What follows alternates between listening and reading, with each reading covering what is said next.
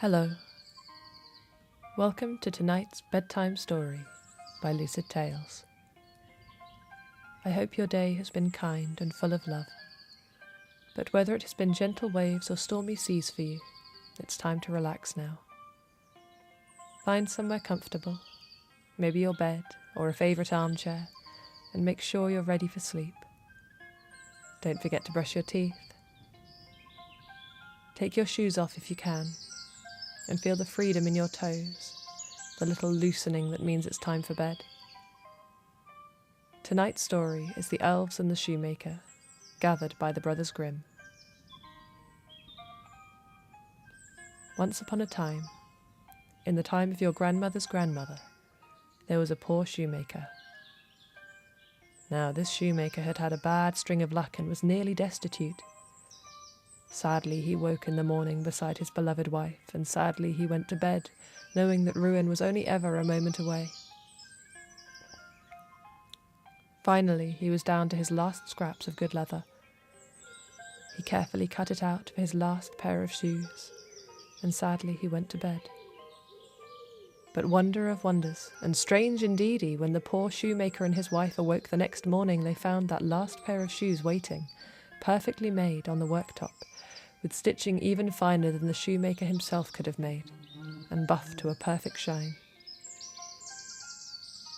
They could not understand what had happened, but they carefully placed the shoes in the window, and within an hour a wealthy customer stepped in to try them on.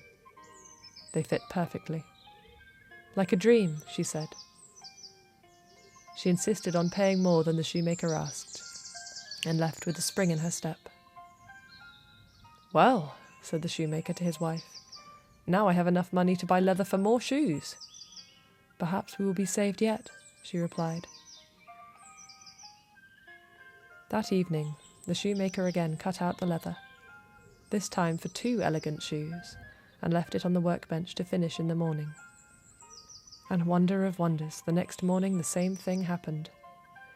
The shoemaker and his wife came downstairs to find 2 perfectly made shoes, with stitching so fine they could hardly believe it.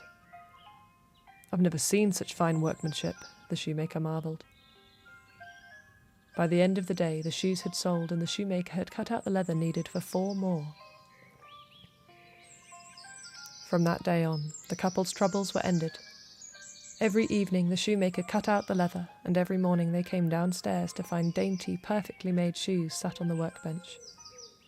Word spread of the fine work, and soon the shoemaker's shop was full from dawn till dusk. At last, one night close to midwinter, as the shoemaker locked the door after his last customer, his wife said, "I've been thinking, my love. We must find out who it is that has blessed us with such good fortune. We must find some way to repay them." The shoemaker agreed. They had grown wealthy off of the kindness of their secret helper, whoever they were, and it was only right that they should at least thank them properly. So that night, instead of going to bed, the shoemaker and his wife hid behind the curtain at the foot of the stairs to watch what would happen. Cold on the stroke of midnight, the locked door swung open, and 2 tiny people danced in, dressed in rags and bare feet, but laughing brightly in their tinkling voices. They told each other stories and jokes as they sat down and cheerfully began to sew. Long before dawn they finished their work and slipped out into the night, the door swinging quietly shut and clicking locked after them. "Well, now we know," said the shoemaker, after a long silence. His wife stood and cracked her back, stretching out her tired, cramped limbs from sitting by the stairs all night. She stifled a yawn. "Did you notice how ragged their clothes were?" she asked. "I have a mind to make them something nice. It's the least we can do." "You're right," said the shoemaker. "I'll make them some tiny shoes, out of the finest leather I can buy. And I'll make them some stockings and, well, I don't know. Dresses and trousers both, I suppose. They can take the ones they want." A few nights later, the tiny gifts were ready. The shoemaker and his wife left them on the workbench and retired to behind the curtain again to see what would happen. Just as the clock struck midnight, once again the shop door swung quietly open, and in danced the two little people. They climbed to the top of the workbench, laughing and chattering, and stopped when they saw the small piles of folded clothes and the little shoes between. They looked at each other, and even from so far away the shoemaker and his wife could see the matching grins on their faces. The little pair immediately dressed in the new clothes, trousers, shirts, jackets, dresses and all, and danced around like small clothes horses.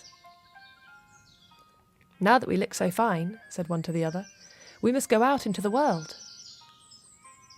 And the two of them hopped down from the workbench and out of the door, singing in their clear, high voices. The shoemaker and his wife were glad to have made their secret helpers so happy. And though they were themselves wealthy and happy for the rest of their days, they never forgot the two elves who had saved them from ruin. So ends the tale of the elves and the shoemaker. Good night. Sleep well. And I'll see you tomorrow for another bedtime story.